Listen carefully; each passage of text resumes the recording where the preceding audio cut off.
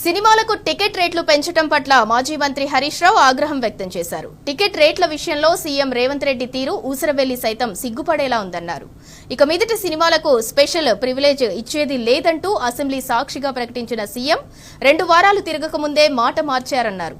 మరో మంత్రి కోమటిరెడ్డి వెంకటరెడ్డి మాటలు సైతం తక్కువ కాలంలోనే నీటి మూటలయ్యాయన్నారు. అసెంబ్లీలో సీఎం చేసిన ప్రకటనలకే విలువ లేకపోతే ఎలా అని ప్రశ్నించారు. అసెంబ్లీని తప్పుదోవ పట్టించినందుకు సీఎంపై మంత్రిపై సభా హక్కుల ఉల్లంఘన కింద ప్రివిలేజ్ మోషన్ పెడతామన్నారు హరీష్ రావు. గతంలో బెనిఫిట్ షోలకు అనుమతి ఇవ్వటం వల్లే ఒక మహిళ మృతి చెందగా మరో పసివాడు ఇంకా ఆసుపత్రిలోనే చికిత్స పొందుతున్నాడన్నారు. ఆ పాపం మీ ప్రభుత్వానిదే కదా అని రేవంత్ రెడ్డిని ప్రశ్నించారు. ఆ దురదృష్ట ఘటనను మరిచిపోకముందే ఎందుకు ఈ యూటర్న్, దీని వెనుక ఉన్న మర్మమేమిటి అని ఎక్స్ వేదికగా హరీష్ రావు నిలదీశారు.